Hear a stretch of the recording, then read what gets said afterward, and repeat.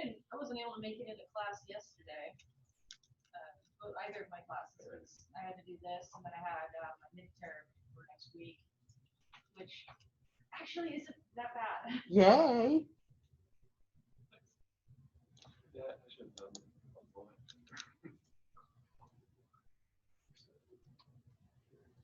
Yeah, we had quite a few on Zoom yesterday.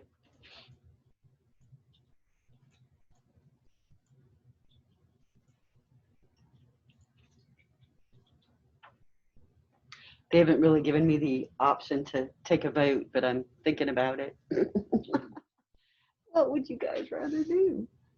Some classes, almost everybody keeps coming, so I know they would rather keep coming to class. But some of them, maybe we should Zoom. He's like, vote, vote, vote. We can vote. Take it upon ourselves.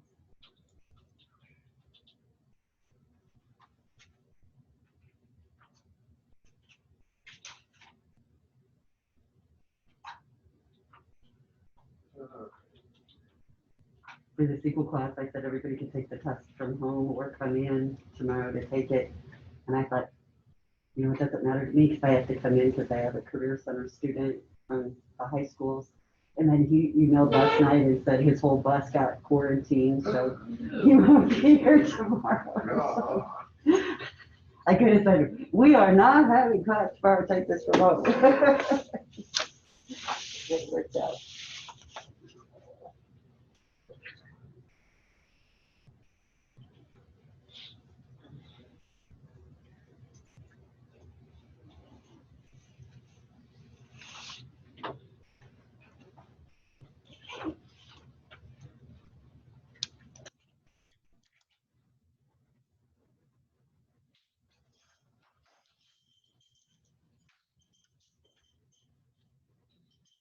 They have like super cheap flash drives. They're like 32 gig now at the bookstore. Oh, really? Yes, it saved my life. How much were they? Mark of the web. How much are they? $10. Oh, that's pretty Yeah, good. they're not too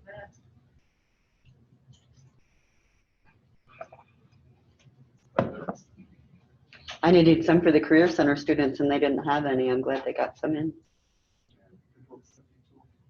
Are they still doing the Raspberry Pi thing this semester?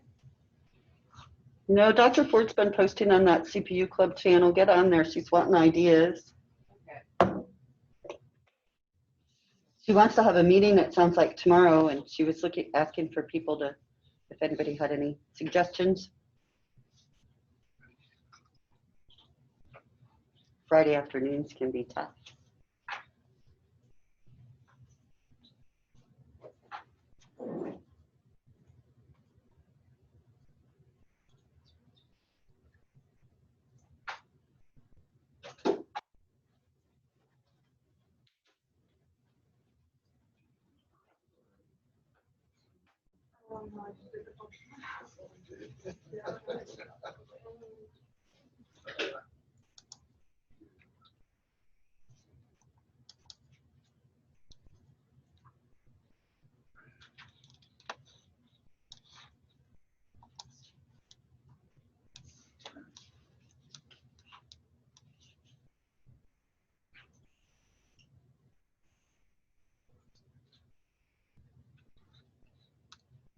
So is Replit, is it letting you guys do anything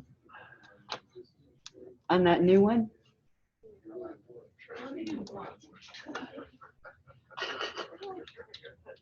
You're still doing the old one, that's okay. I've got this weird screen that says these people are waiting or something and I can't tell if I have to do something or not.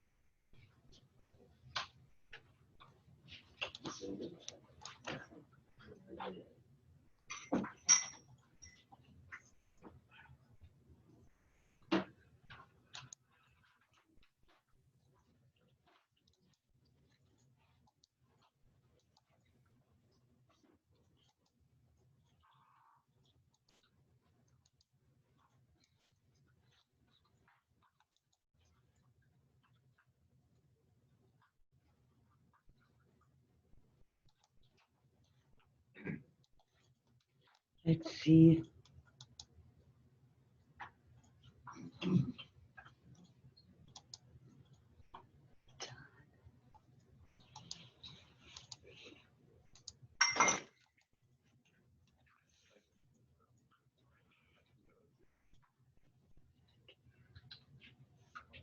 Well, we should do a group thing today. You guys are all here.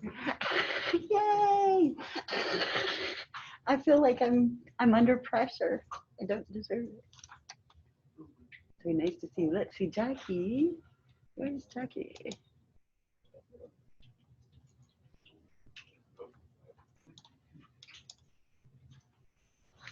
Jackie's not here yet.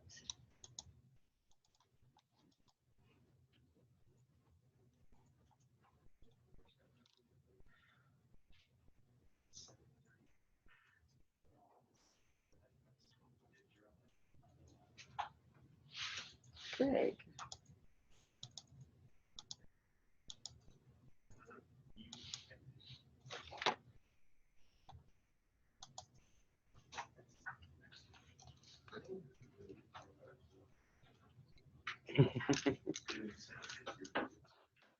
Do it too with his mask on.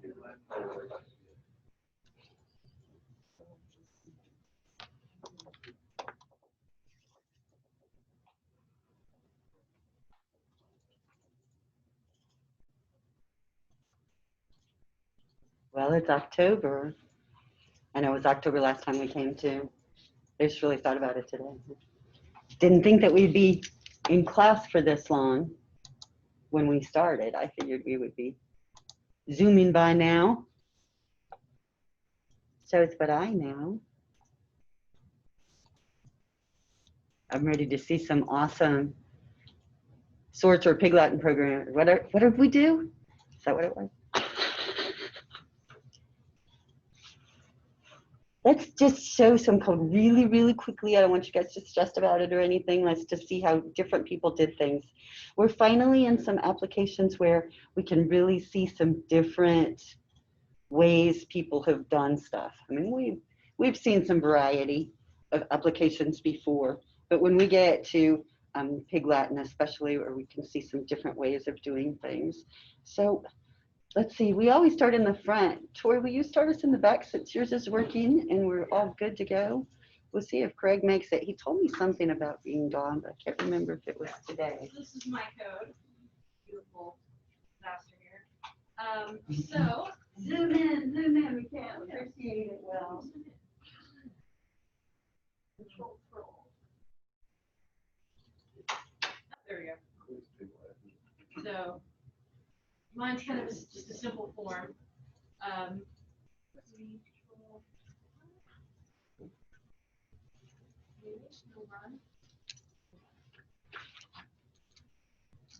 So we'll put in a word. I think it's one word.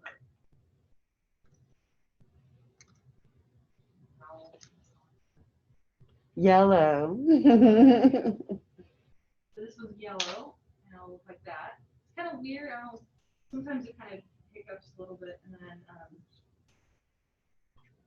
it only does it with the first. It doesn't do it with the first one. So it's fine. And then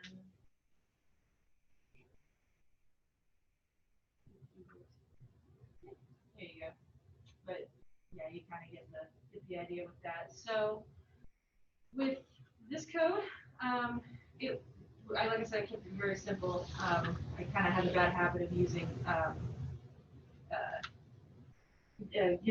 little bit of Java with this one. But I did a for each loop, or for each and an if statement. The if statement holds the vowels, and then we got the int vowel that kind of helps with the position of the vowel, of the letters and all that information. And then we have this right here, and this is this is how it knows where to put the or which one's which. If it's got a vowel, it'll put way at the end. If it's got if it's a vowel and then a consonant, it'll put AY. And then if it's just a pure consonant, it also does AY as well. And that's pretty much pretty straightforward, pretty much it. I was going to do something a little bit more fancy, but I ran out of time. I had to work. They actually need to ship for once. So. But I would, if I had more time, I probably would have put it into a form. But this is kind of what I got so far onto my paper, or onto my code. But that's pretty much it. And then I put like a couple read lines in there because for some reason it doesn't like it if I don't do that.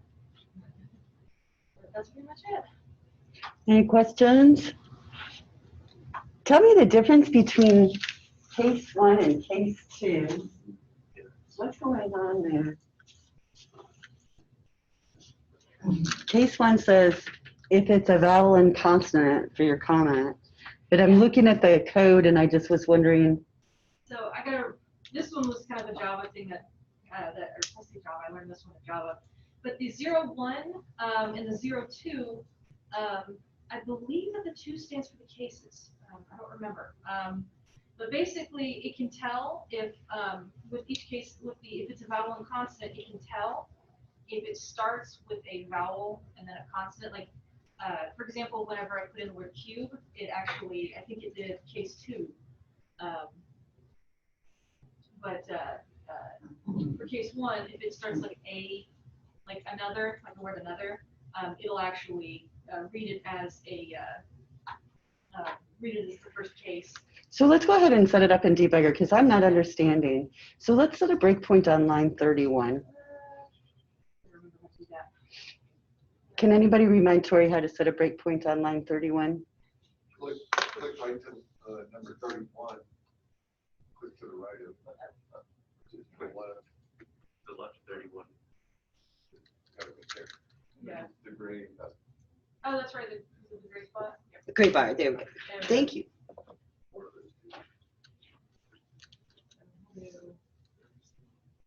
Loses? Exactly. Wow.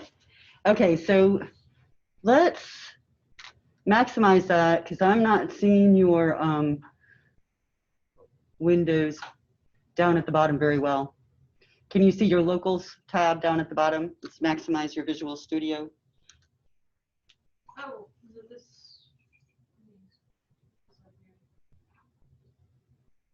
Something down here? Down at the very bottom, you see the locals window. You see the tab for it.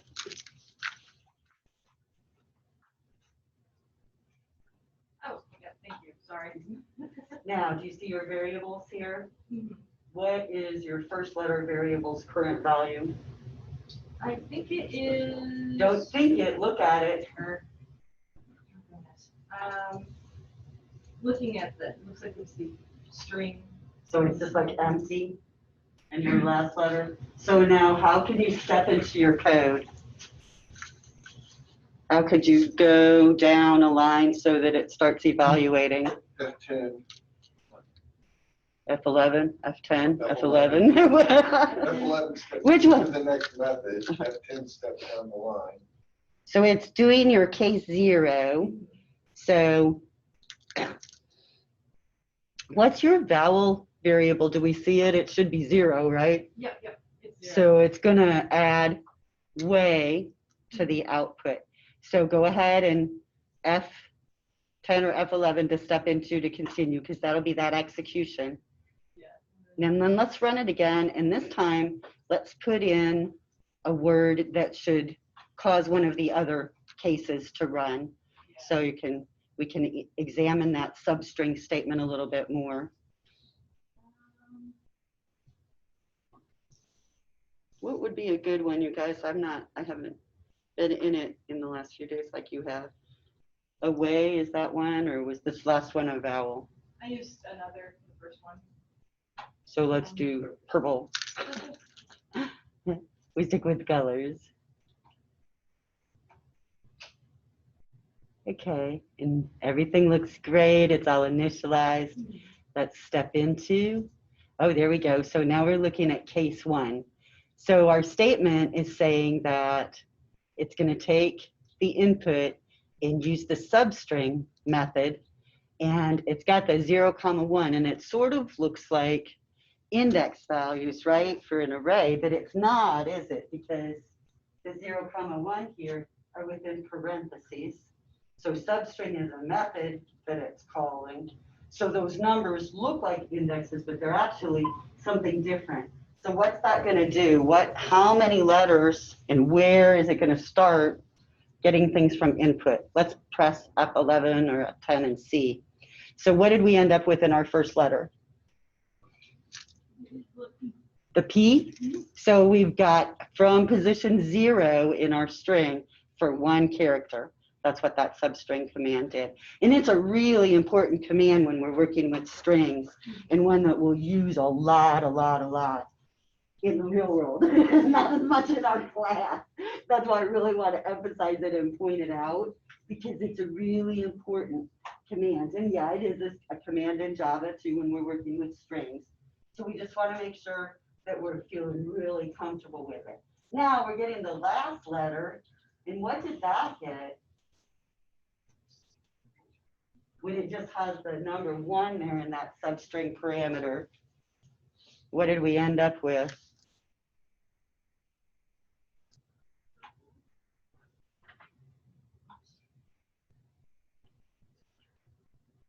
The last bit of purple, just the URPLE.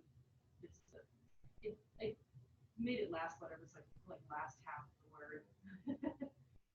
So it started at position 1 and got the rest? Is that what we would say from that substring command then? Yes. Perfect. So that's what we want to be understanding, is what's going on when we issue those substring commands. So let's keep going. Great. Should bring up And she's already assembled that translated word there in that next statement. We didn't look at it very much, just, well, excellent concatenators. We just haven't used a lot of substring commands. And it's amazing because at the time when I was doing it, I'm like, I know what I'm doing, and then I'd be like, you slept since then. And every time you look at a substring command, at first it looks like it's an index. It really does, and that's just, I don't know. I think that's just kind of natural when you look at it, because you see the two one-digit numbers with the comma in between, and it just makes your mind think it's an index. So thanks, Tori. I really wanted to emphasize that one because it's a super important command. Let's give her a hand. Yay! Making her stretch those debugging skills. Woohoo! All right, let's move up. We have no one in our in-between row. We're gonna have to separate you guys. Huh. It's just been a bad row. That row has had some issues in some of my other classes too. So I can go next. Go, yay! Really quick, can you allow on my second screen? I have 2 computers, one for... I guess. Thank you. It is, okay, it should be in. Let's... Purple, he said, that's what it's showing you, W, can't see. I gotta get new glasses. Okay, so... What are you gonna show us, Aaron? I'm gonna show Pig Latin. Awesome. I did mine very different. So I created 2 different arrays of vowels, one with Y and one without Y, for different instances of condition checking. All right. So let's get this running. Once upon a time, there was a software engineer. Okay, so there's our translated phrase. Now let's go look at the code. I hate this assignment. I always have to look at Pig Latin. I'm like, is that right? Every single thing. So first up, I take that read line and I split it. So I split the sentence by the spaces, so that way I have an array of words. And then I pass that to my translate function, or method, sorry, this is C#, not Python. Okay, so then we take that array, we have our word array, and then both vowel arrays, right?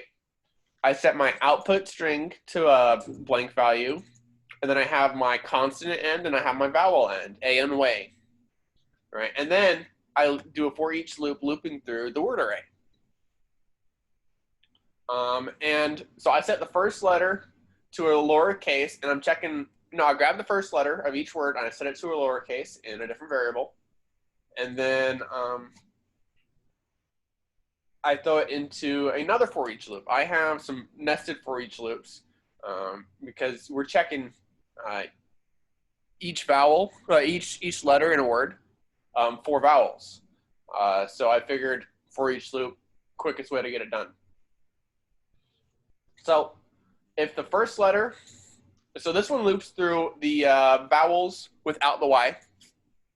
And if the first letter equals a vowel, it's going to output it, word plus the vowel end, puts the out check as true, and breaks from this loop. And if the out check is true, on the very first run, it's going to break, and then it's going to put it into the output, and then it's going to start on the next word. And so then if the vowel doesn't meet any of the first letters, it's going to go to this other group of nested loops, right? We have a for loop and a for each loop inside of it, where the for loop loops through the words. No, it loops through the letters of the words, and then the for each loop loops through the vowels in the second vowel array. And then if the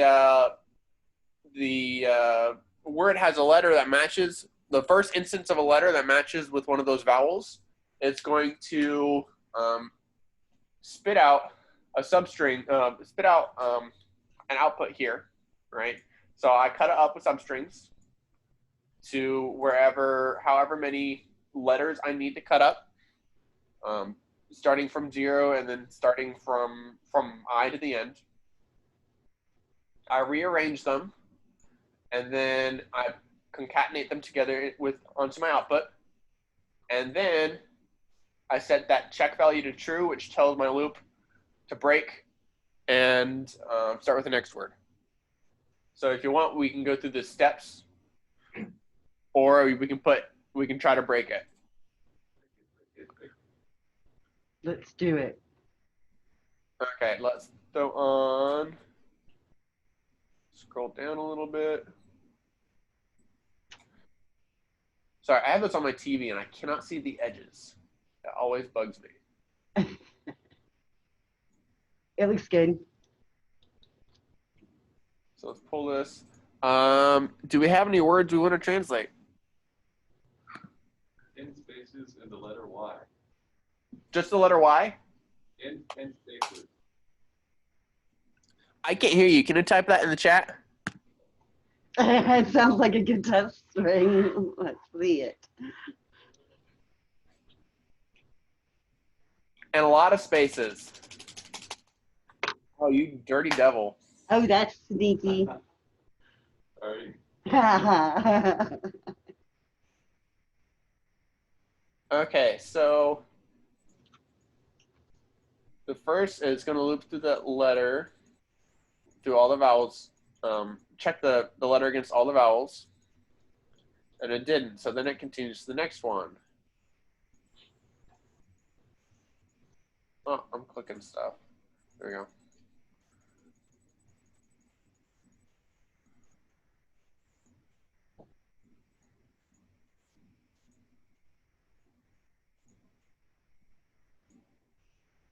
So then let's take a look at our output. Yay. Oh, and vowels, my bad. So it read Y as a consonant, which it's supposed to, and then outputs yay. And since the other, all those spaces didn't have any letters in it, it ignored them. Did it get the letter after all the spaces? Did you put something? No, I just put Y. That's all I heard. Let's put something after all the spaces. Okay. It should be okay. I just want to make sure your split, I think your split is handling it fine. Yeah, let's try that. Let's see what you end up with after that split. Here, let me just skip the breakpoint. Yeah, the split didn't handle that. Good catch. So it only found one space. Yeah. Interesting. However, when you type a normal sentence, it works. But you said you wanted to break it. Yeah, we broke it. That was good. I like it. I would not test it that way. Don't worry. Any questions, comments, concerns, or fish? Anything? Bueller? Bueller. I like it. I'm wondering why, like when in your for each loop, Uh-huh. when you're checking to see if the first letter is a vowel, that Yeah. one, it's interesting to me that you approach it by going through your vowel array Uh-huh. instead of using like one of the array functions to see if that first letter is in your vowel array. Do you know what I mean? Yeah. Because I don't think it makes any difference. I just think it's an interesting approach. I like coding things out. I find it fun. Uh-huh. So, I like it. Yeah, I think it's clearer in the end. I really do. We're always trying to get the code to be as simple as possible. So uh-huh. but I think it looks great. You give him a hand. Yay! I'm going to give you a participant hand here on the, let me admit, shake it.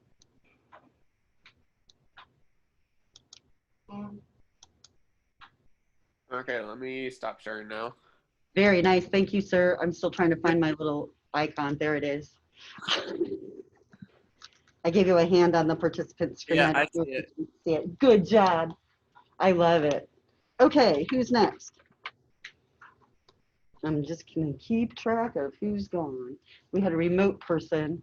Let's have a local person.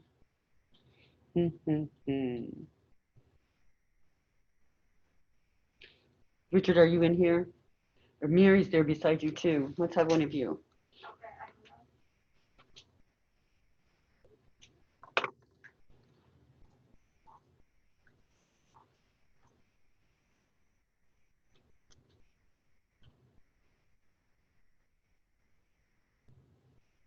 Okay, so I'm going to show my pig wapping one. Show you what it looks like. Oh. He's so cute. And on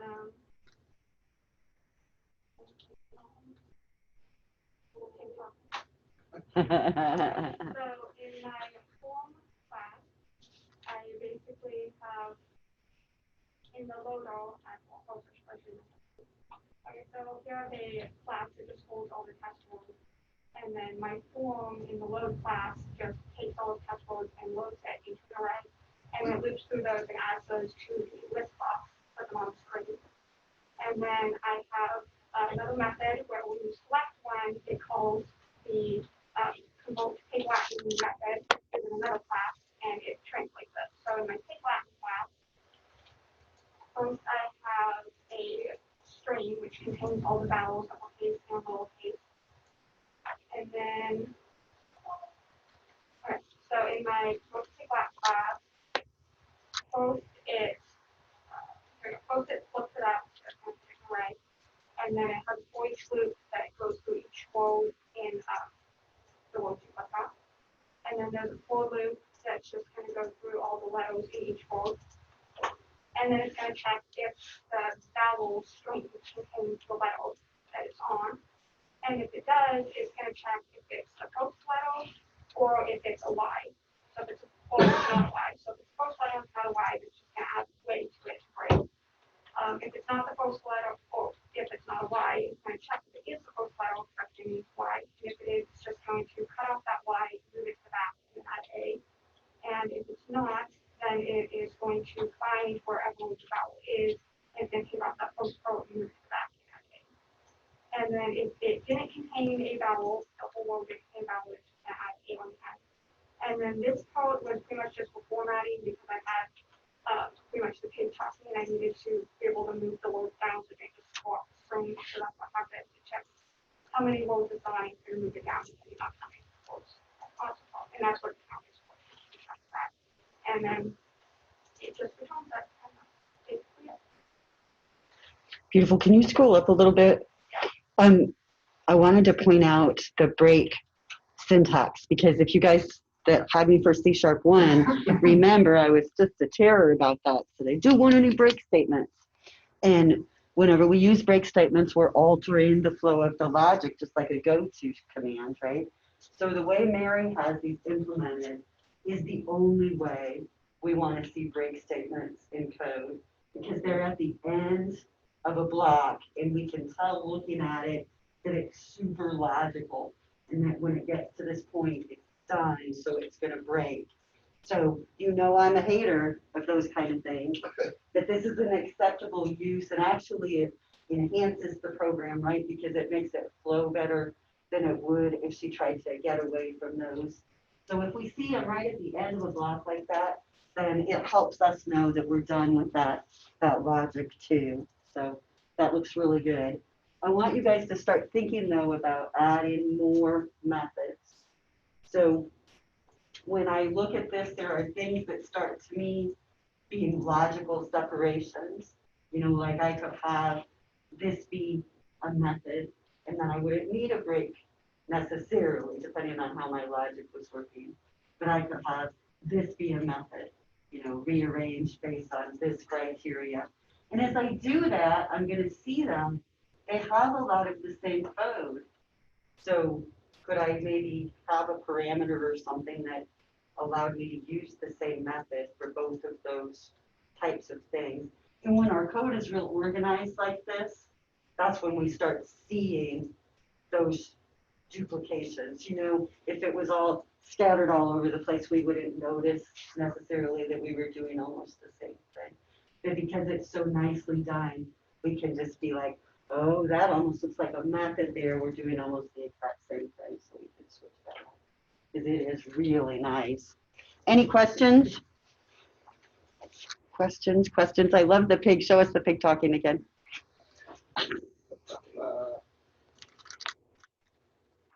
I love it. Yay, give her a hand. Woohoo!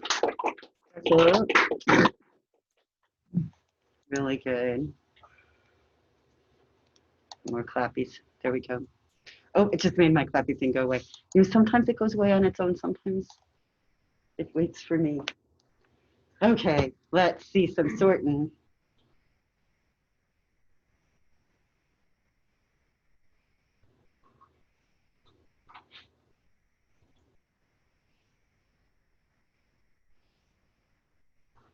Am I going next? Sure. Oh. We're waiting for you. We're all just, we'll wait forever. I love it that my students are so polite and they just sit and wait for me, but sometimes you guys need to say, you weren't clear, woman. So I did the bucket sort and the bubble sort, You're a sorting maniac. basically. I started off down this path, and so my first sort is a partial sort. I basically have 100 numbers, and I sort them into a Wow, that's amazing. into their containers by the first digit, basically, or I'm sorry, by tens. I sort them by tens, and then each row I then sort. Kind of, you can't really see them because it's so quick, but if you can see that, The Zoom session slows it down enough to see it. It's kind of cool. they kind of sort. So now 0's here and 99's there.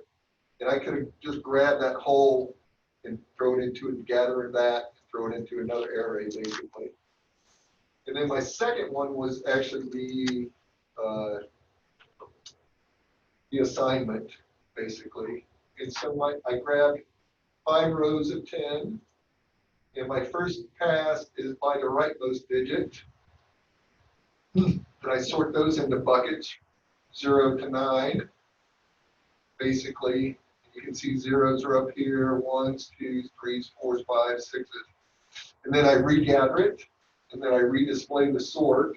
So now you see all the 0s, it kind of goes in order of what it was. And my second pass is by the 10s. And you can see the 0s now, by 10, 20, 30, whatever, down the right side. And then I regather and I redisplay the sort. can see it, it again puts it in the, it kind of recopies it over the array, basically into the array. And my last pass is the hundreds, which was only one row, basically, because I didn't have 100 in there. And then I regather it, and now it's in order. Now zeros here and 90s there. And so we could, this one's got 100 in it. I just quickly kind of run through this. What a great illustration, too. Now you see hundreds down here in the second row, row 1 basically, because it has 1, it's 100. That's basically it. That's so nice. What I do then is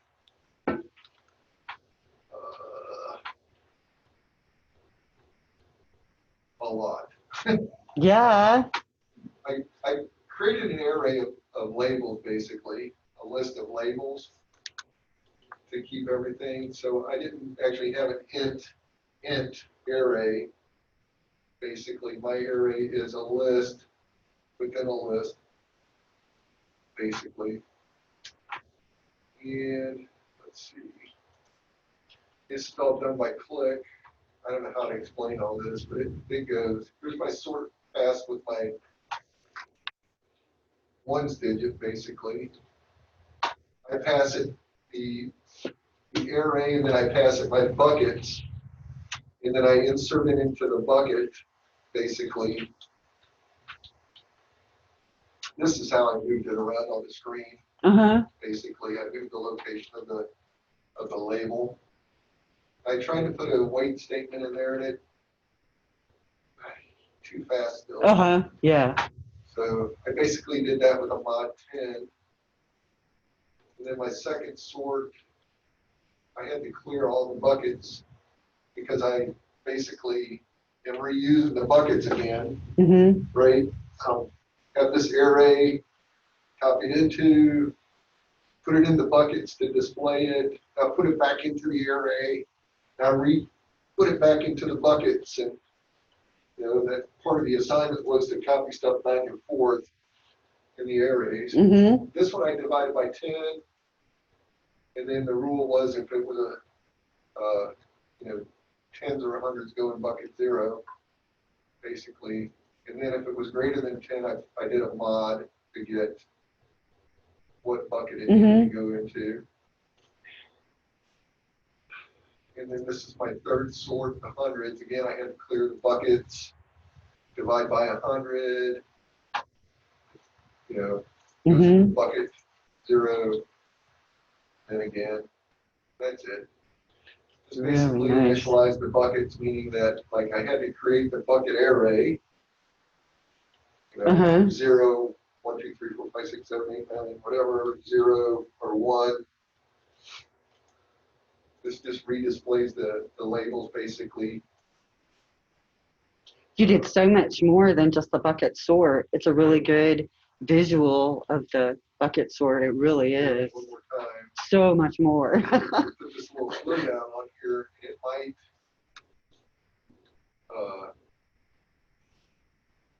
for the bubble sort, it might actually slow down just a little bit. If you watch the columns, you can actually watch like the label move down to the left. So like here comes 0, basically. See how 0 is moving to the left? That is so cool.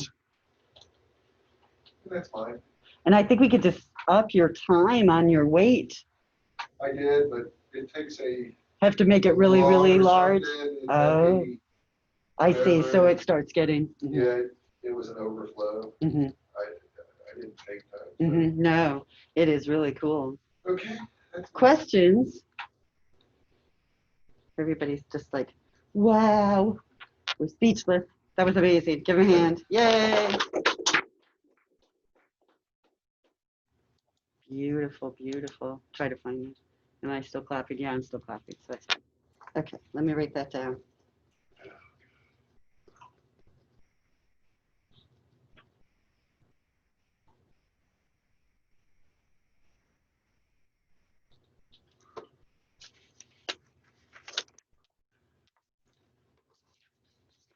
so great. Just make it so hard.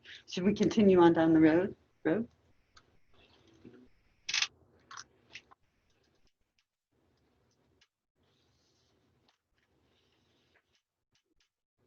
As it, can you zoom in? Control scroll. Control scroll.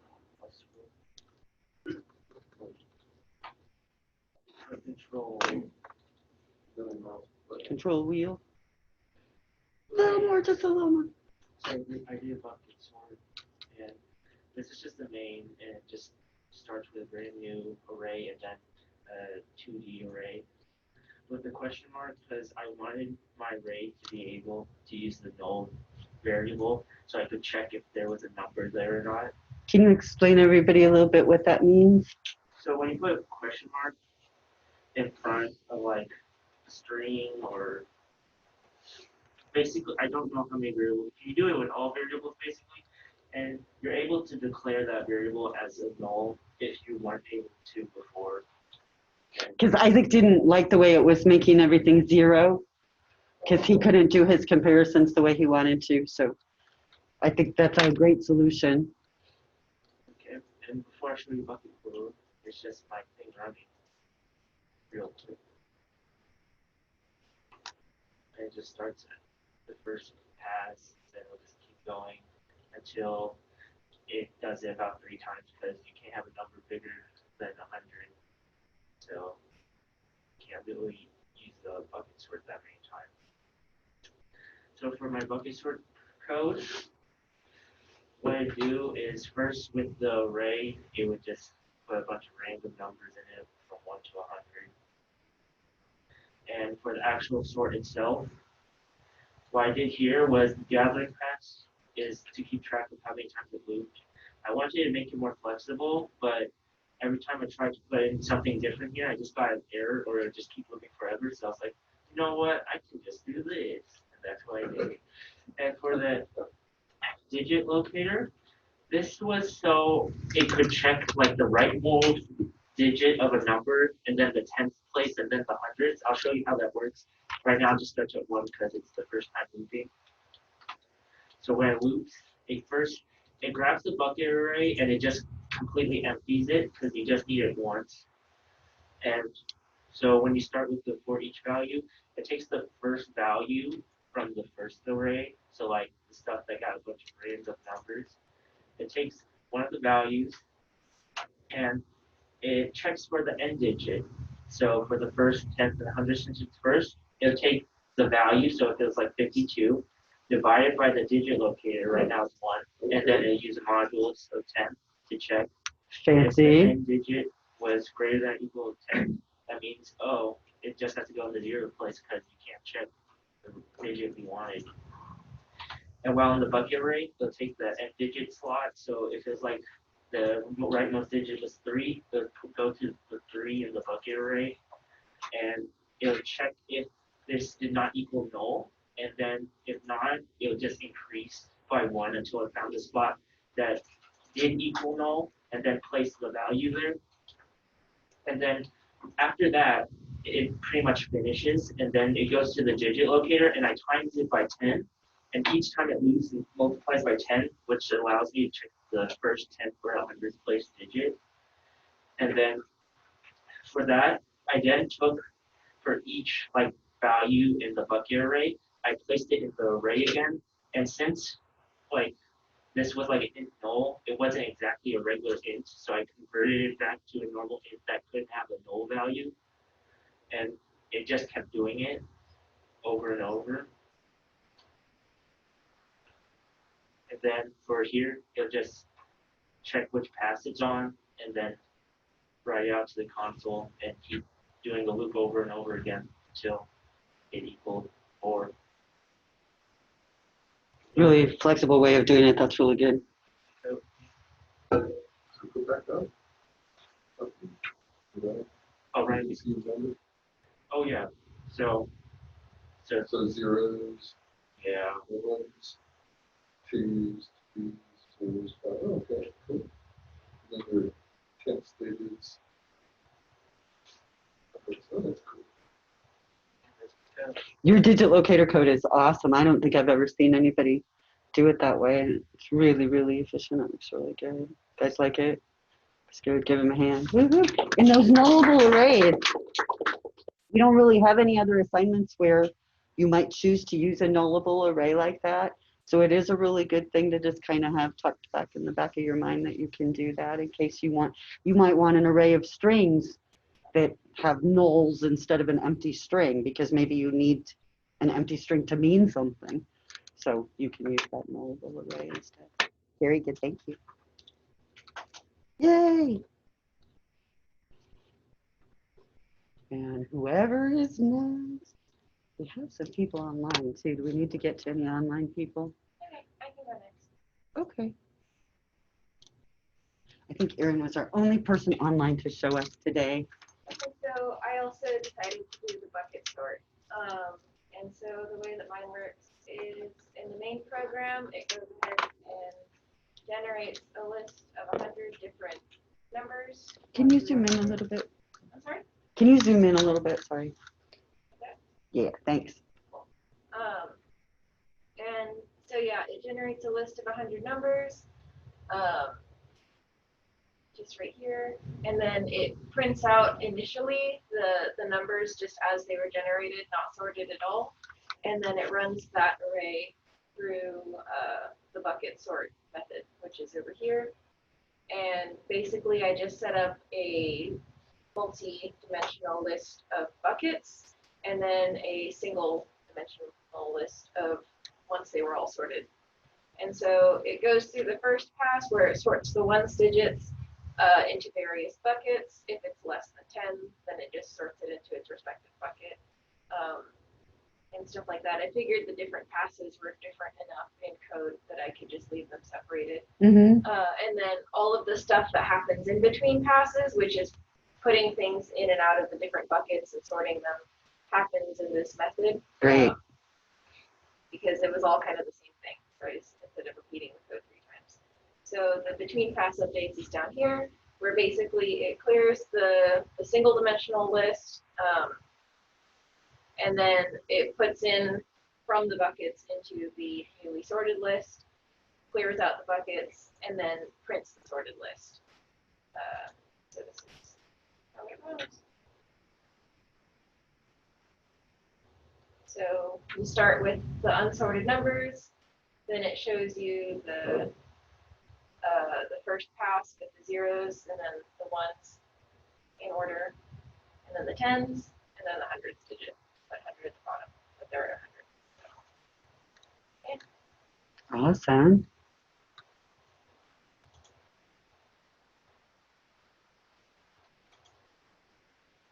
She just closed that. Put that back. Sorry, I'm just busily staring at your code still. You're fine. I was looking at down here in your for loop. Can you explain your format? It looks really effective. Oh, so it's string formatting, and basically it's just formatting the numbers to take up 5 spaces each, so that way they're nicely spaced out in a little grid, without me having to dynamically figure out how many spaces I'm supposed to add. Beautiful. So that's why they're all like in a line. That's how you do that. And then it just prints out. So it's just 10 variables, and it prints out 10 lines.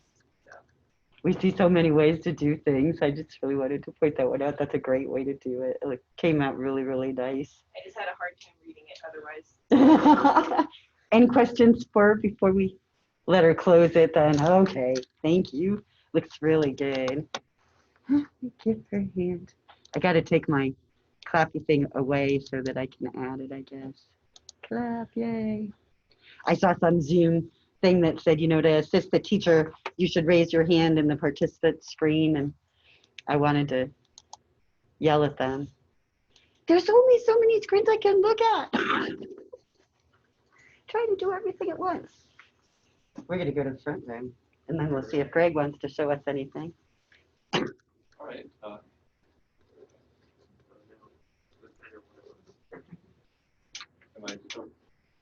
Good morning, everyone. I guess I'll just show off the pig line here real quick. So there's not going to be too much different than what you've seen before. I start with an array of all the vowels. I have a method that just does one word at a time, and then I do that a bunch of times for every word in the sentence. I think what's different here is right up front in the very start of the method, I check if it's like an empty word, if it's just like a space, or if it's basically yellow, or if it starts with a vowel, and it'll just return right there. So like in the method early.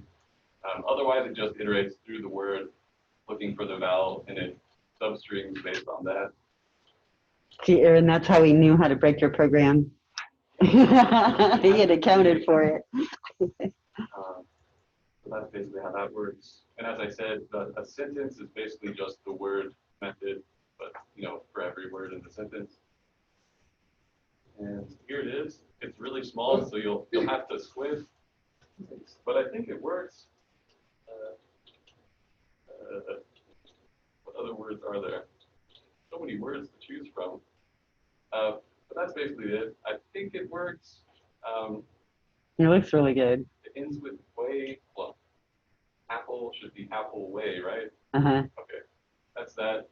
And as like an Easter egg, I made it so when you click the big, it sort of just increases in size. That's basically it. Big pig. And as far as my bucket sort goes, it's certainly not as impressive as Rich's, but here, let me just show it off. Because I'm going to make him sign some sort of release or something. Honestly, so I can use I it would to show purchase people. that It's amazing, isn't it? So let's just try and we'll sort with 10,000 instead of 10 buckets. Oh, no. Okay, I just ruined it. Let's try again. Ta-da! Oh, quit matrixing us out. Nice. All crammed into 10 buckets. I guess that's nice. Here, let me show you. What did you do? I could actually try just, let's try, that's only like 10.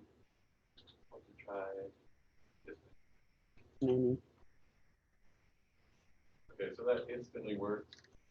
I hope I understood the directions right.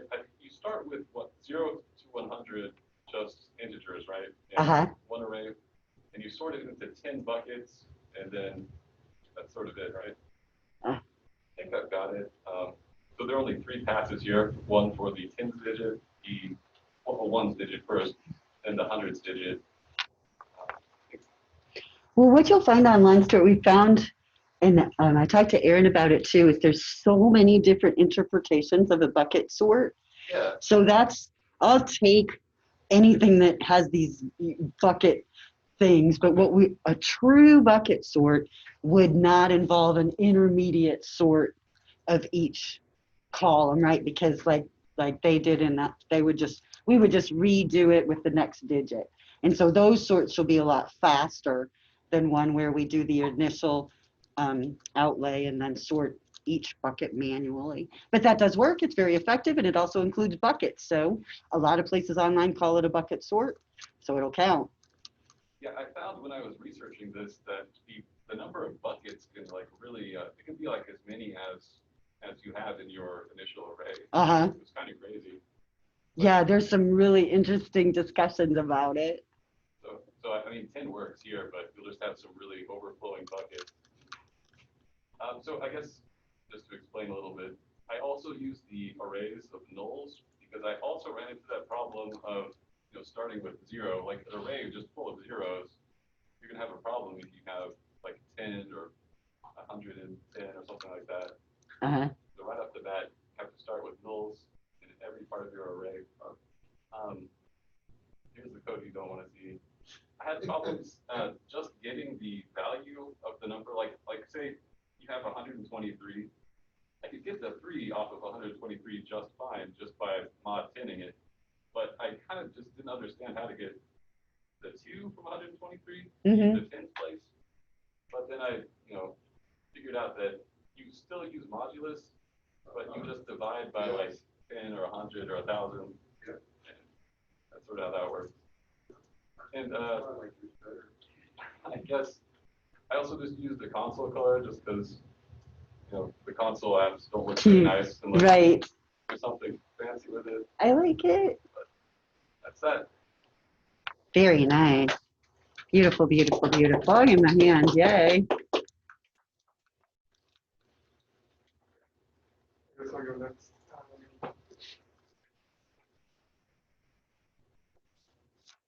Do my Big Latin.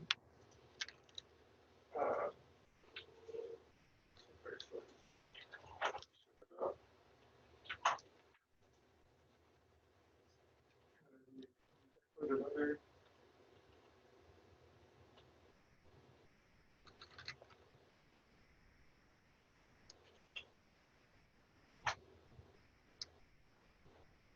So this just says you input a value, and then it will send it to my translate method, which then has it all sent to lowercase, and then it splits it. But then that sends that to the translated word method, where I have some constant values for the vowels and Y's. And I have some booleans to use. Show us how you're setting that position variable. So I use val.index of the letter, which is just the beginning letter of the word. And what it does is it checks to see if that first letter is equal to any of the values of the vowel. And if it isn't, then it sets it to -1. And since, you know, like the word hello, it's an H, so it would be -1, and it would go into this while loop. And then as long as this count value is less than and not equal, less than and equal to the word.length, then we'll keep going through this. And we'll keep checking to see if it has a vowel, and we'll check to see if it has a Y, which if it has a Y, then it will make this break loop true so that it gets out of this while loop. And if it has no vowels, then it does. It sets everything to false and breaks out. That's some common code.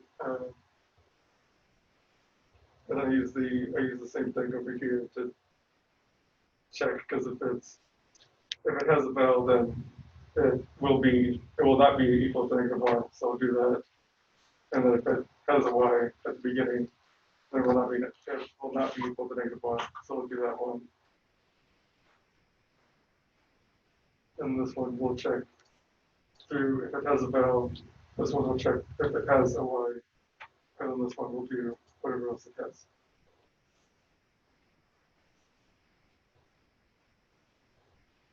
Very nice. So it does the same thing, but it uses some different methods and different functions. Give us an idea of some other things we can use. Any questions? Looks good. Looks good. Love it. Jeremy? Yay!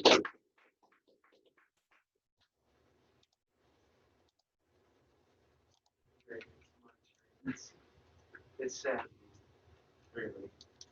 Anyways. If there's code, it's not sad. But you know how you like the first code so much.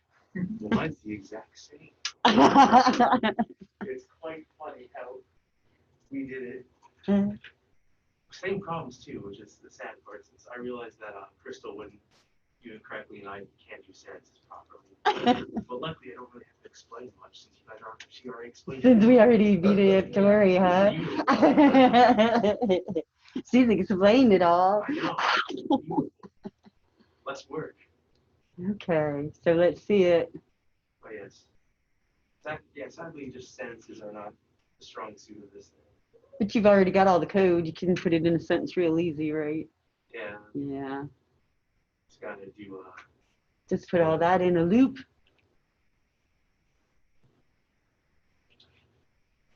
Oh So we got pretty much. Sorry, I don't like favorites. You got it so tiny I can't even see it, and then you just take it away from me. He's like making it blaze. Okay, now, woman, you can't even see a letter. How's that? So different names. So one thing that I'm surprised about is nobody used an enum for the vowels. Did you think about that? Those enums, you know, they're kind of their own special kind of creature. And I don't know if they would have been a good thing to use for the vowels or not. And then don't forget, we'll speed him up a little because he's trying to take away his code so fast. No, everybody did it. Everybody did it. We need to start working towards the habits of putting strings like these into variables so that we don't have strings just hanging around in our code. We want to kind of try to get away from that sort of thing. So Jacob, everybody did it on that. Just kind of things to make your code look more advanced. A more advanced developer is going to use more methods, going to make sure that any values are saved in variables so that we don't have strings in our code, because we just don't like seeing stuff like that in our code. Plus, if we have all of these as constants up at the top, remember, it's so much easier to change. Not that we would change Pig Latin. Let's say somebody comes along and says, we don't want it to say A after the word. We want it to say, you know, be Australian and have like an AW or something. I don't know. We'd be able to change it real easy if it was up at the top. And though that might not change with Pig Latin, most code that we're writing, those kinds of things could change. So that's why we want any string literal, any literal that's in our code to be in a variable. So that's just something for us to be working towards as we get more and more advanced code, so that we're looking like, you know, a serious developer here. Luke's really good. Give him a hand. It's A Wade from Code Yay. See, I just put comedy in my sketch. Greg, do you want to show us anything? Yeah. I can show my big button.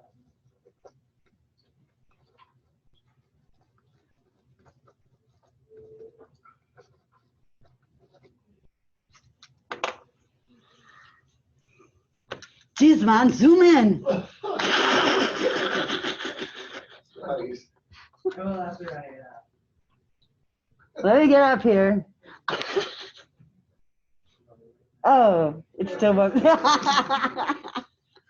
this is very, That's all right. I don't know what's the right.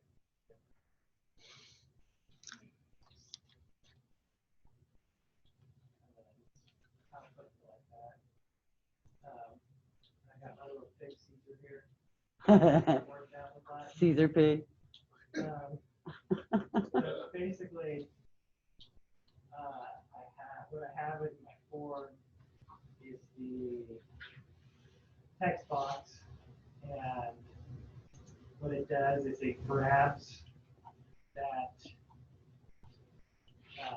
that value and it changes it to this translation stuff, right? Because that's the instance of the Pig Latin cost, and then it throws it back into this class, and it checks the vowels here in this vowel check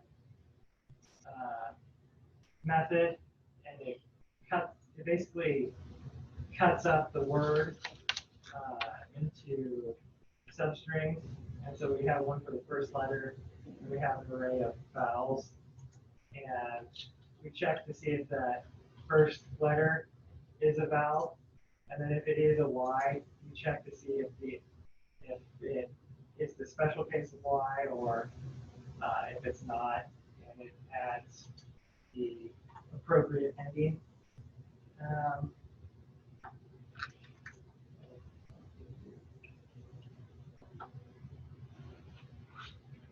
So I was going to ask where you're using your vowel array, but I see it. yeah, it gets thrown down into the index of any right here to find the index of the vowel if the word begins with a Y or something like that. And then this new word gets put into this this method down here, which will just, all it really does is add the AY or the way, depending on the number that's passed to. That was the best way I could think how to do it. So that's kind of how it puts together like a word, and then just for a sentence, it just splits it up and then puts that string array into a for loop and loops through that and spits it back out onto the text box on the screen.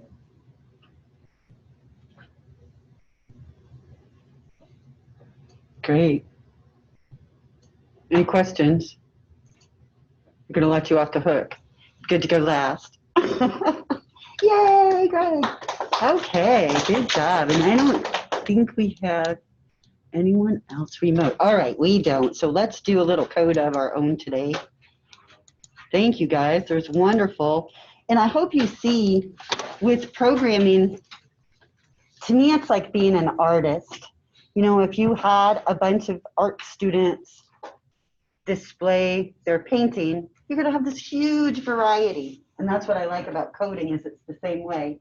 So you get to do a little bit of technical scientific side and making everything correct, but you also have that art side, that creative side that you get to use, deciding how you want to design things and what kind of features you want to use.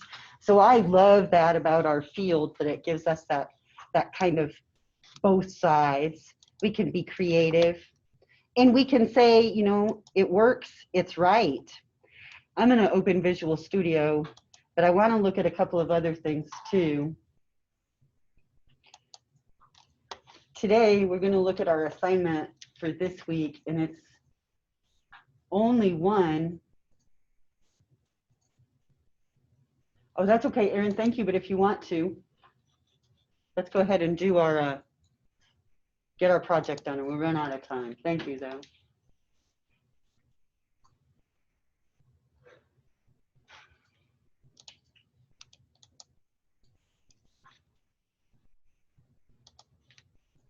So in Canvas, if you've looked, you've seen the REPL assignment. And again, I'm not exactly sure how that's working for you. So we might have to revise that due date depending on how things are working.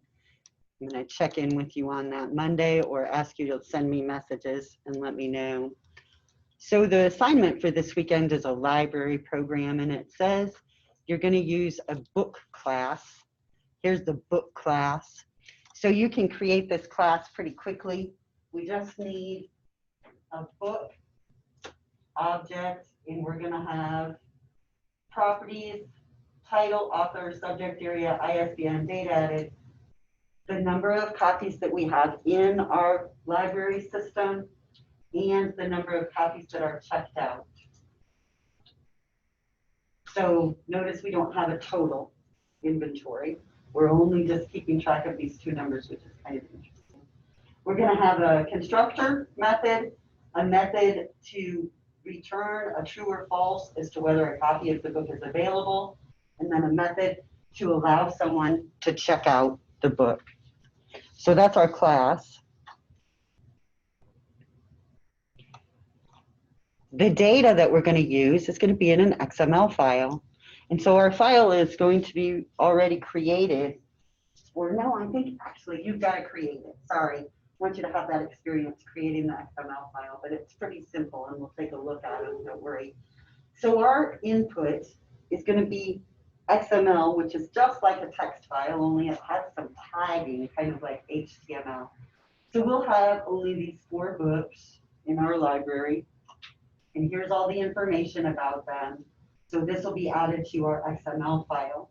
So when our program starts up, we'll read that XML file and make some sort of list, and then allow the user to click on one of the books and click like a checkout button or something along those lines, however you want to set it up.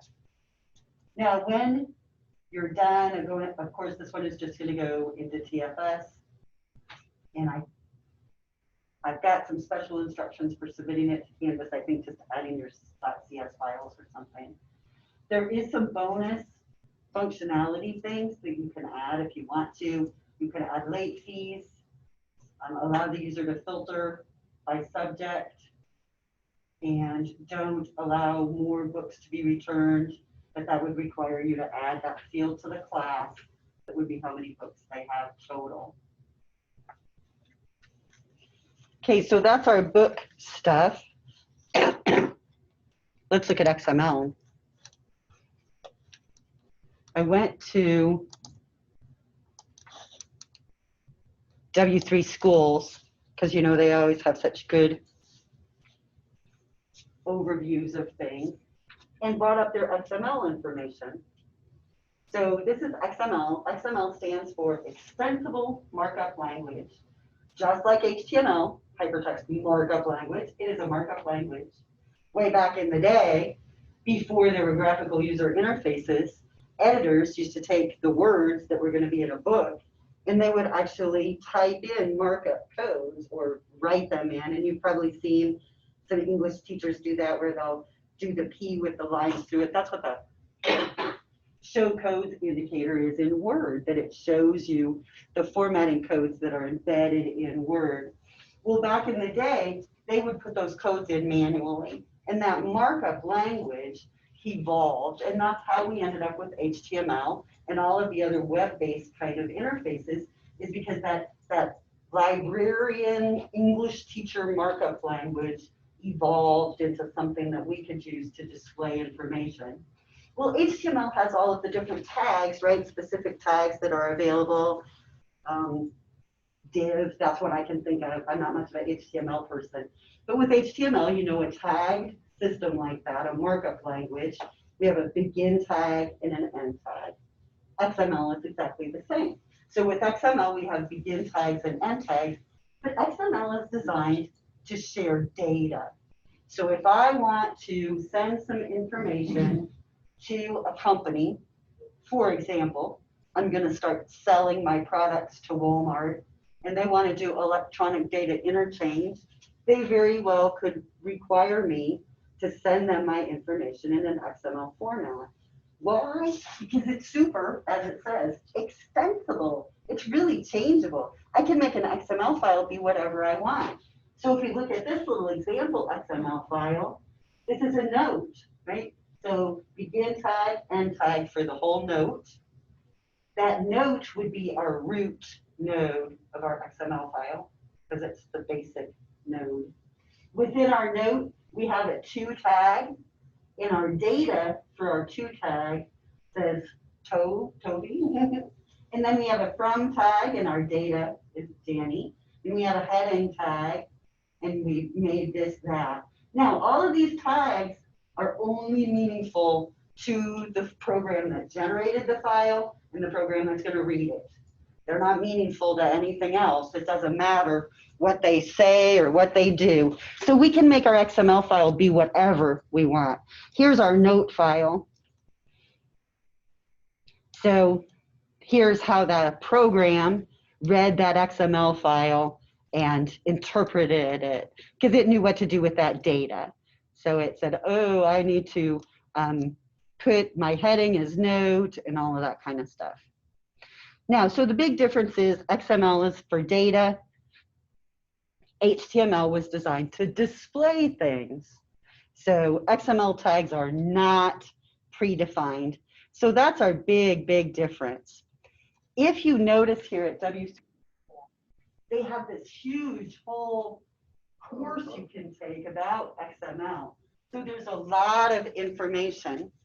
In our use here, we're just going to create our basic book file and see how we can read it and process that XML file using C#. But there's many, many more things about XML that you could learn to become an XML expert. If you were in our SQL class last week with Jason, our guest speaker, he talked about XML a bunch. He mentioned it, that they're using it all the time, because remember, they go into companies and set up software for them. So XML is really dynamic. They can say, oh, you guys use this kind of account code. We'll set up an XML file with all your information and we can read it in. All right, so let's do our little application here. I've got one that we're going to create as a sample. So it's a forms-based app.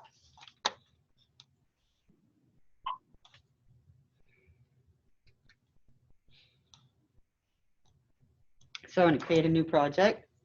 Sorry, my speaker's here is up here talking to me. And I want this to be a Windows Forms app.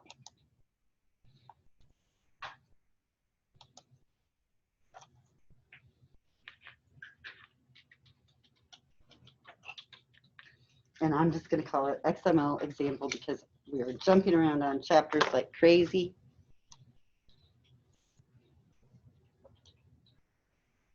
And I'm going to create it.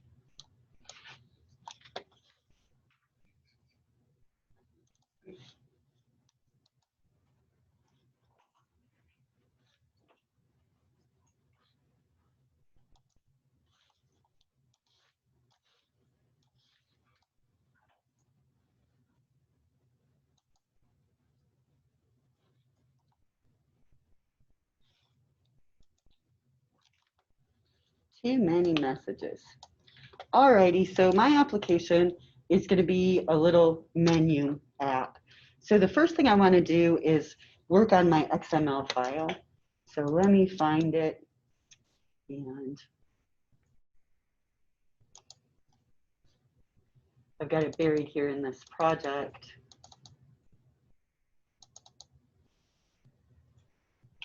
So whenever we're working with an XML file, just like HTML and some of those other markup languages, we're going to specify kind of a version identifier as our first line. For our example, we're going to do a menu, like a restaurant. So our root node is going to be our menu list. And then within our menu list, we're going to have menu items. So we have some tuna here and a T-bone steak. And those are our menu items. We could add more if we wanted to. But we've decided for our menu items, the data elements that we're going to keep track of are a title, a description, a price, how many are available, and how many have been sold. So a lot like your check-in, check-out thing. So we can create this file using Visual Studio. Let's try it.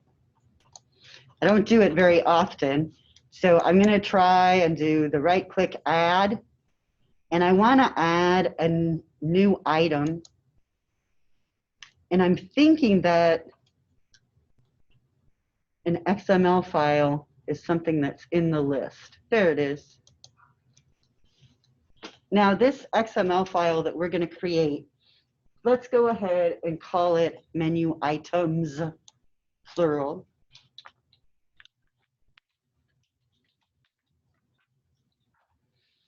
And when I click add, it's going to add it to the project. And it's going to take me to Visual Studio's really handy dandy, nice little XML editor. So I can do a lot with XML using Visual Studio, but you'll find a lot of tools online for working with XML files too. So lots and lots of different things. It's created the header for me already, and it's already saying that I have an error because I don't have a root level. So let's create our root level. It'll be our menu list.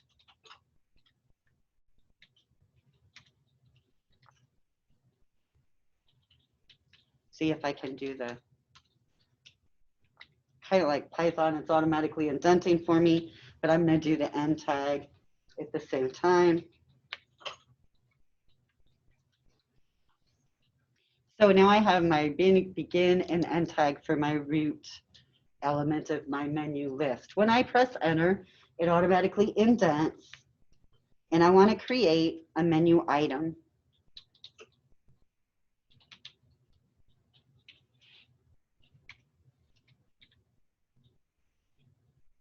In my menu item, I have a title, and this first one was seared tuna.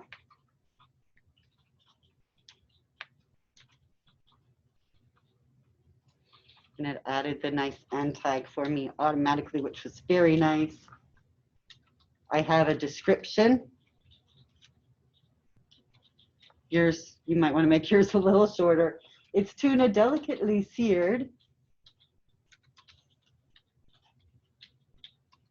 drizzled with sauce.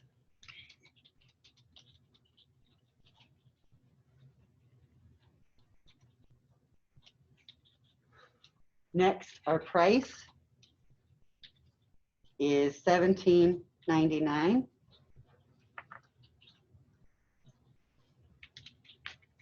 And try some different things as you're typing in, and you'll see Visual Studio and IntelliSense helping in different ways. After my price, I want the num available. So as I put my greater than sign, it automatically pops in that closing tag for me. Let's say we have 8 of the seared tuna available. And then for our number sold, we'll say that so far in our XML file, we've sold 16.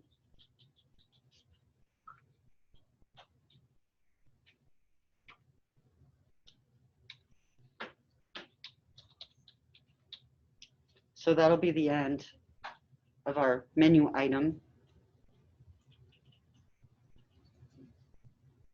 So let's copy that.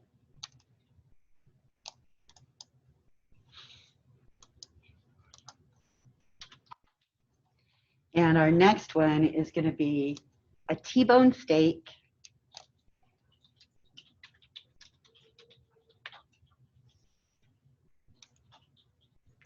And it is steak cooked to perfection.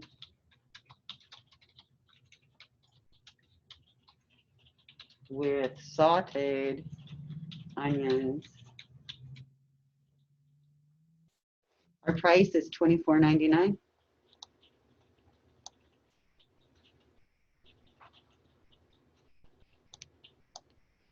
We only have 4.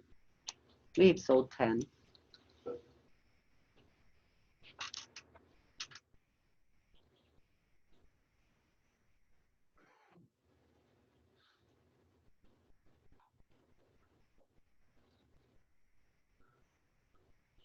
I'm going to do a save all. Keep my file. Now it's all green. That's good. Okay, so our XML file right now is in our project folder. We'll have to, copy it someplace, or we could put it into our project resources. Lots of ways that we could handle that. But we're going to focus on getting this actual data out. So let's go to our form. We've got our XML file all created, so we're ready to use that. For our form, we don't really need a lot. Let's put a list box on here. And our list box will be those menu items.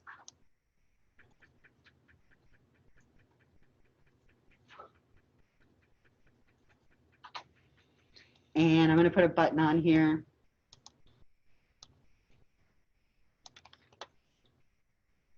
And our button is just going to be that we sold 1.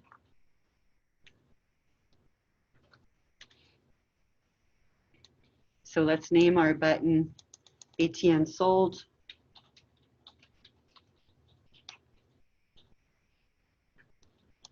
And let's name our list box something nice. Instead of list box 1, let's make it LST menu.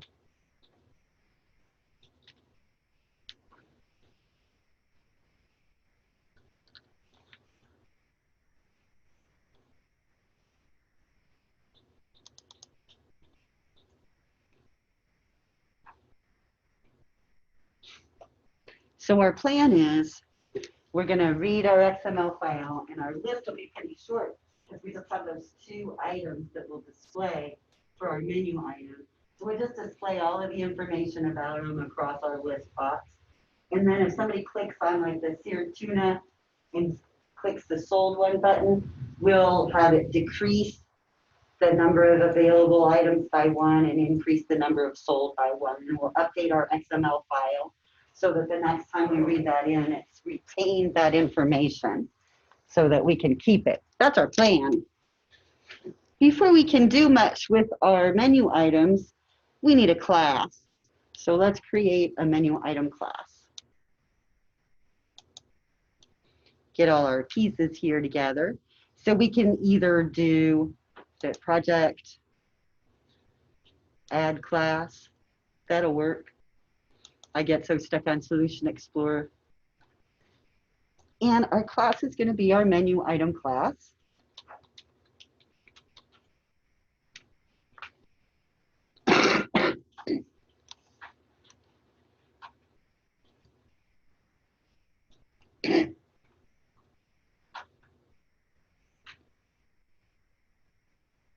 And we've seen all of the rapid development options that we have available. So let's create some public properties. You know, I've tried to keep you from doing that without any private data elements within your class. But for this one, since we just want to do a quick application, we'll go ahead and only have public properties. So we're going to have a public string for our menu title, a public string for our menu description,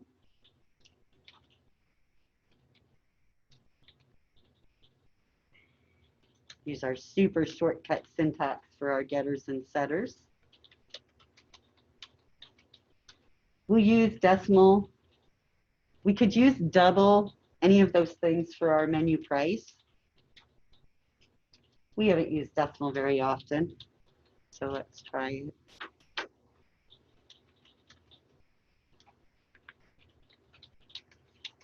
We have an integer for the number available.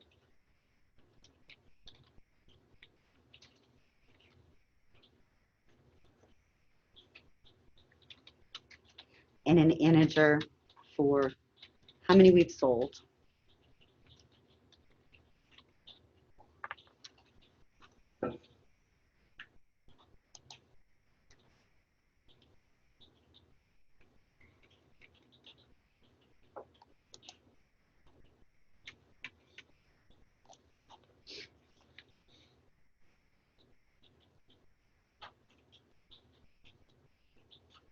Now, if we can use the syntax that they show us in the textbook to create instances of our menu item, we should be able to get away with no constructors, right? Because that's what they're doing, where they use the curly braces and put the variable names or properties. So let's try it that way so we can keep our development time as low as possible.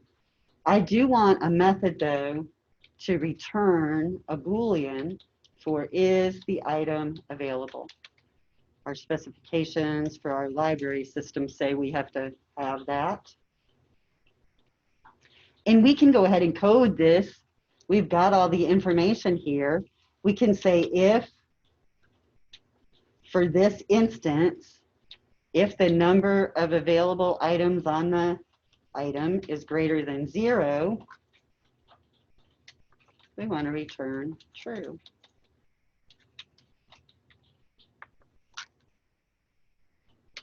Otherwise, we'll return false. And remember with the C# compiler, if I put an else statement in there, then I'm going to get a compile error because it's going to say not all code paths return a value.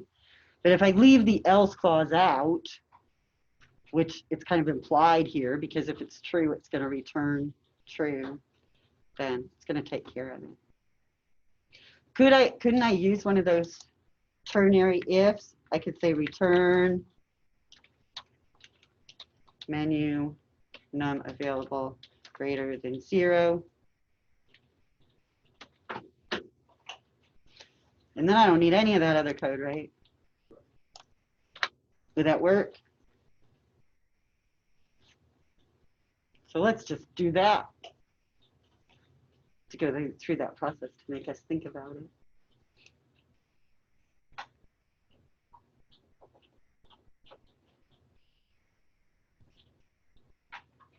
Now, in the same way, we need a method to reduce how many were available because somebody has bought one. So let's create that.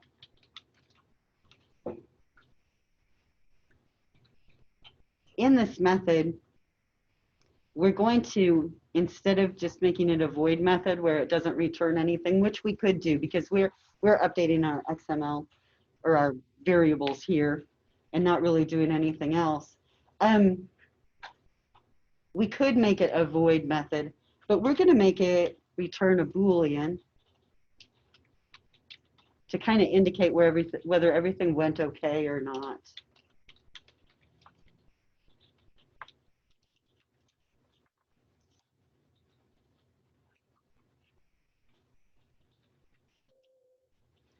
In our reduce, we're going to run our method to check to see if the item is available.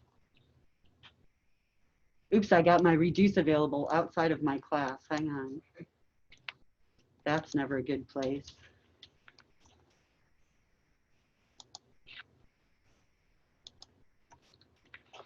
Okay, so I'm going to call my isItemAvailable method.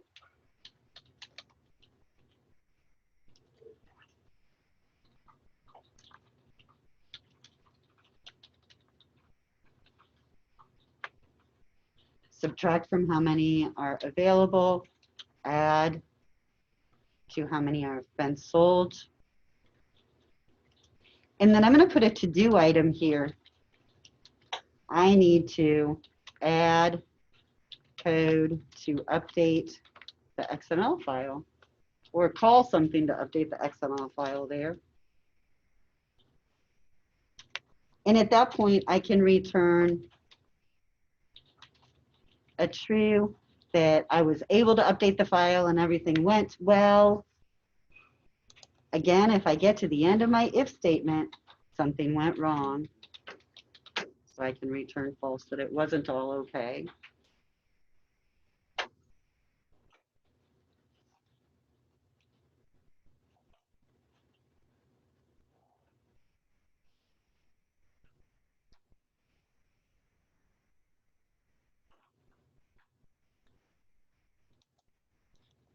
Additionally, our assignment says that we have to be able to add to inventory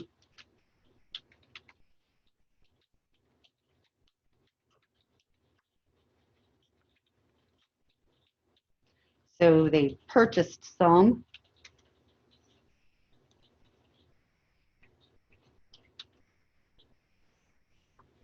And of course, we would just add that number that they purchased into the number of available items. In our test application, we could put a text box or something to allow this. Right now, we really don't have any interface for it. Beautiful. My class is looking good here. It's very documentation-less because I'm hurrying. But I do want to override the toString.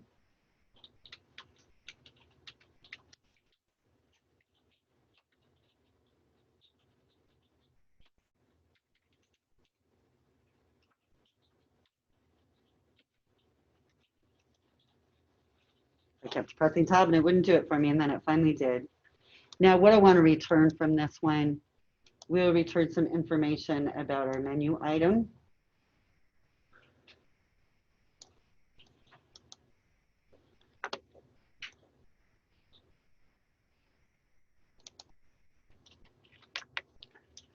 So we use an interpolated string. Whoops. Stop. In our interpolated string, we're going to go ahead and put in a description. And we might decide that this is not good because we're using that list box.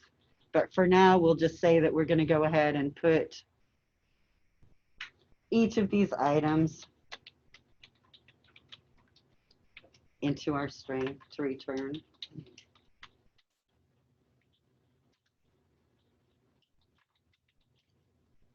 So I left a colon off my description.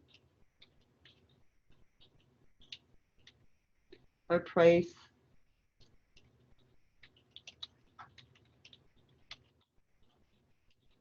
We'll format as currency.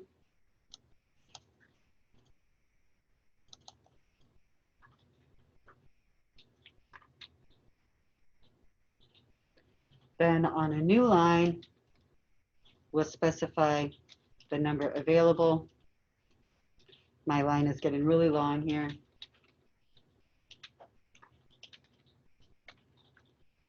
And finally, one last thing, the number sold.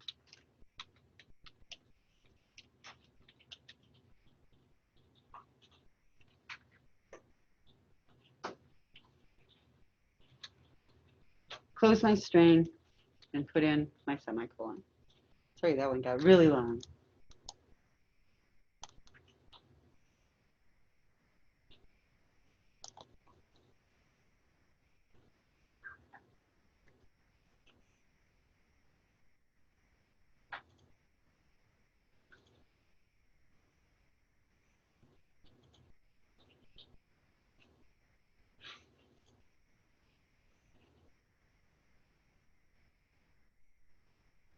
Okay, our class should be good then. Guys are such fast typers. Plus, those keyboards are so quiet, sometimes I can't talk. Alrighty, so we've got our menu item class now. We know that when we read something from our XML file, that we're going to use that class to interpret that data. So we read in from our XML file, we'll be able to say that this is an object of our menu item class so that we can process it. So let's see how to do that here. I'm looking at my example, sorry. On my code. So let's start out with loading up our items. I'm going to go back to our form. Looking at our form design. Let's double click just a blank part of our form to create our form load.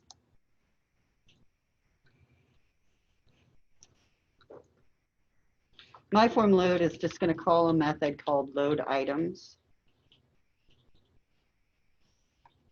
I feel that I might need to call that method in the future, and I'll go ahead and make it start with an uppercase L since that's what C# wants. And I'm going to create that method.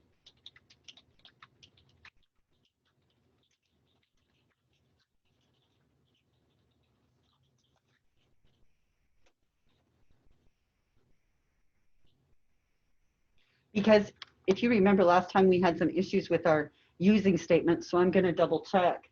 We need the system.collections.generic.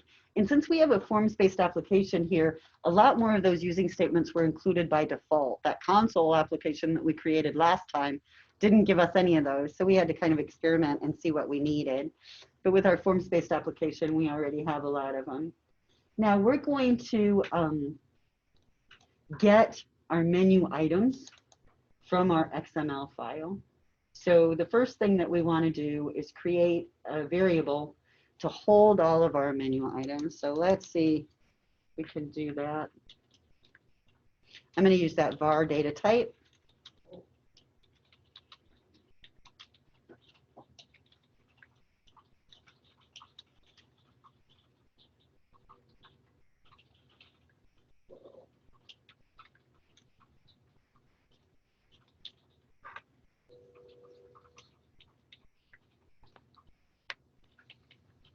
So we're using our var data type to create a list of menu items.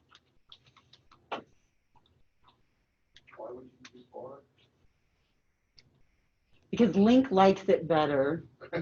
So Okay. we're going to try it. And then we're going to use another one without a better answer to hold our XML file information. So our XML file, we have many different classes available to process XML files, just like there's lots of classes available to process other types of collections. We have a lot of XML type classes available to us. We're going to use the XDocument class.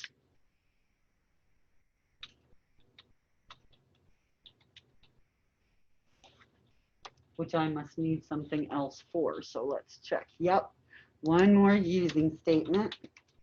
We need system.xml.link. Link. Like LINQ link.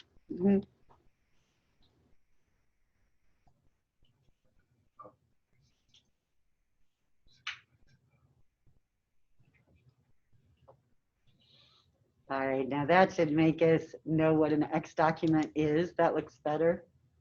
So that's just an XML document. And one of the methods that the X document class has available to us is the load. And that's what we would like to do, is we would like to load an XML file so that we can process the data. If you look, there are other methods like parse or read from, compare things. So some different available methods, and each of the different XML classes gives you some different methods available depending on what you want to do. But this X document class seems to be the friendliest of the ones that I've been able to experiment with. Now, in the load command, I need to pass in the name of our XML file, and we named it menuitems.xml. And I want it to start at the root node of that XML file.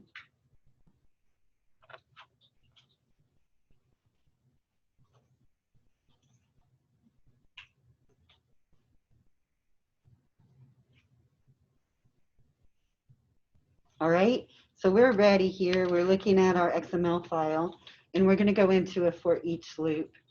And again, we're going to use the var data type, and we're going to just name each instance in our collection I. And the collection we're going to be looking at is this XML collection that we just created as an X document. So we want to look at that XML instance. And as we look at that XML instance, we want to process all of the elements. So you can experiment, and I do want you to experiment some this weekend with XML files and some of the different classes and methods. Notice that I have an element and an elements, and that would give me the next element in my XML file versus the elements command giving me a collection of all of them.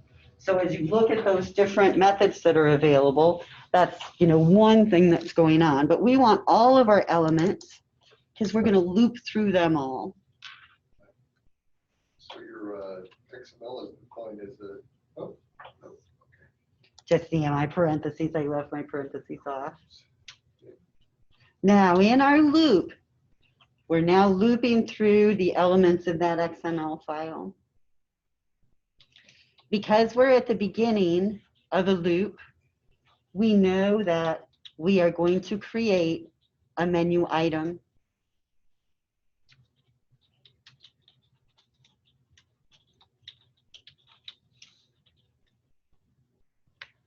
And you can experiment with changing things from that var data type too.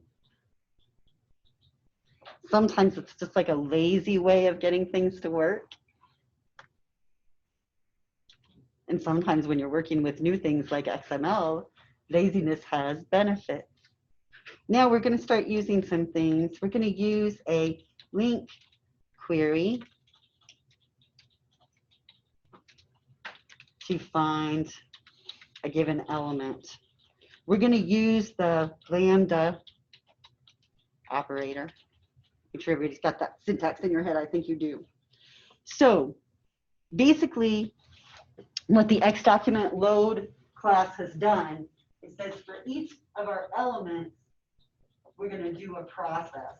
Well, as you go through and you look at how it's going to process this, we basically have all of the elements for that first menu item already in memory available to us in this XML elements set. So this is a place where using the debugger can be really helpful because you can see exactly what all is included in that XML.elements set. So from that set, we can get the different pieces of data that we need. We can build this menu item. So for our menu item, we can say that the menu title can be found by looking at our var I, and I should have elements, and I don't, yeah. Looking at all of the elements in that data type.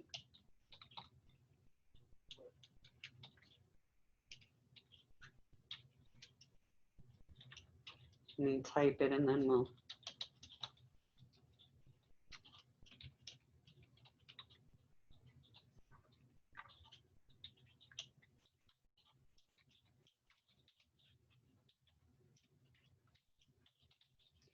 It's crazy here. Get it all in there and then we can look at it.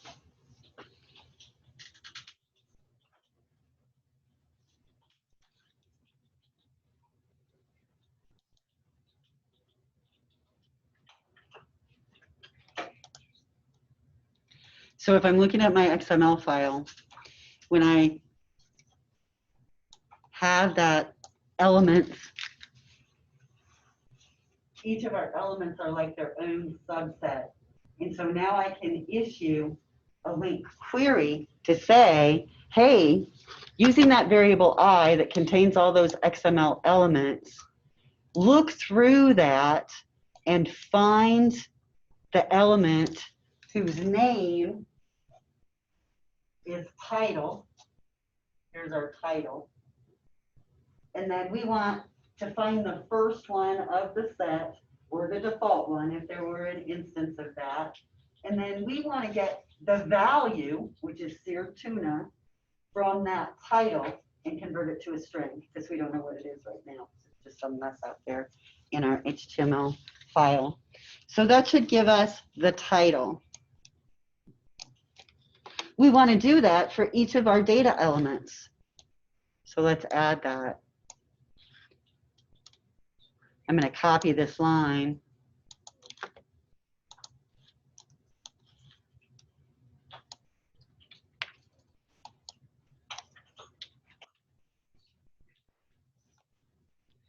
So the next one we want is our description.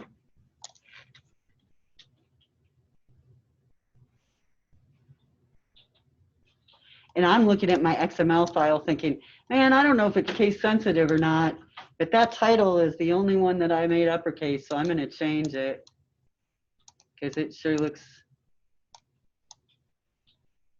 like there's a problem with it. So I've got title, then description, then the next one I want is price. So you can tell I'm just plucking these things out. Now this one has to go a little different though, because our price is a number.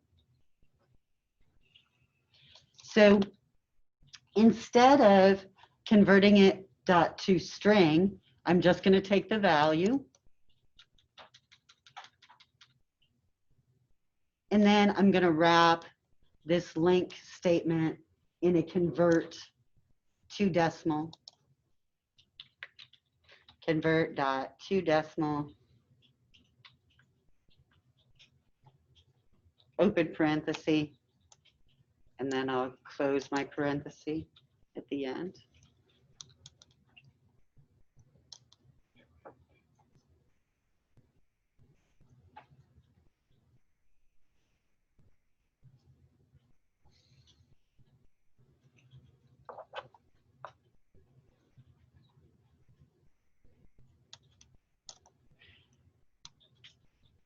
The reason it's complaining to me is because I haven't changed what data item I'm trying to place this data into.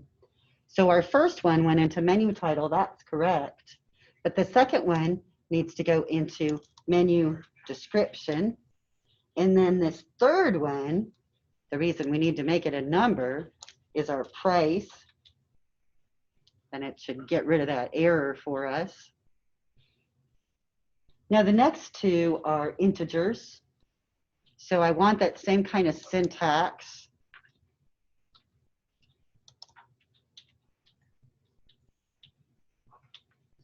So for our menu num available,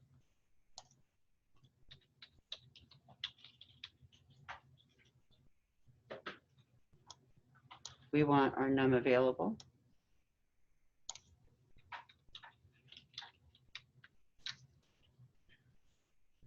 And instead of 2 decimal, we'll go to int 16.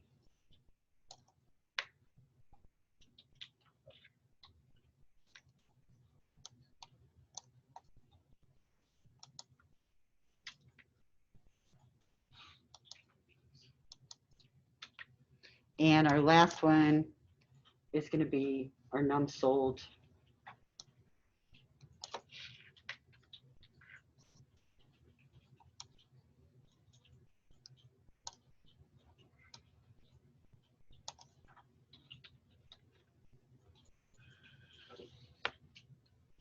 I think that all matches up. So we've pulled all of the data elements out of that XML file to build our menu item instance. So we created our menu item instance. We've populated all of our data using our properties. Now we're ready to add that to our list box.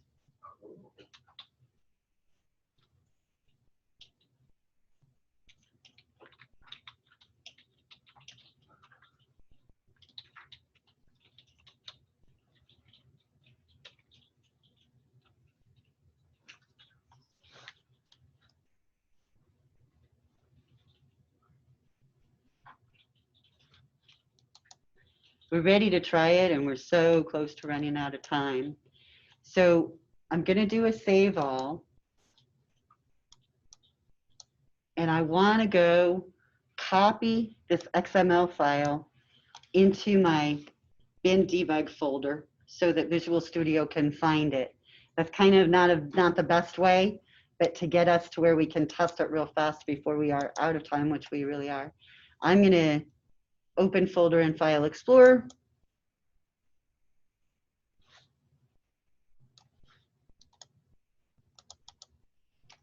Going to copy my menu items XML file or cut it, whichever you would rather do. I think I'll cut mine, and in case I have to change it, I won't end up with two versions. And I'm going to go into my bin debug folder and paste it.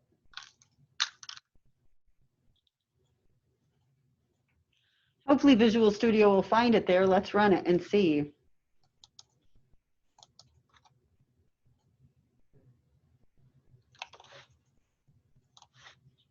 Woohoo!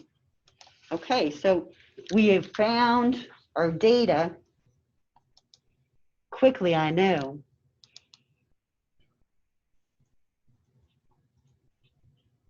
So for your book application, you should be able to create your XML file. Take a look at getting it loaded into a form.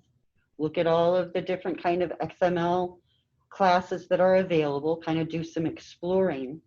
If you want to try to figure out how to update the file with your sold one button, you can work on that, but we'll look at it Monday and we'll get that code in there so that you'll know how to do it before Wednesday. But if you're going to run out of time between Monday and Wednesday, I know that's short workings for some of you. All right, let's save this one.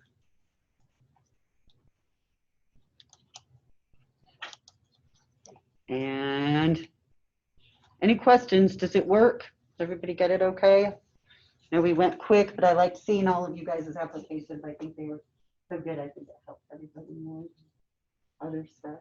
So Monday, we'll put in our method for selecting an item and clicking the button.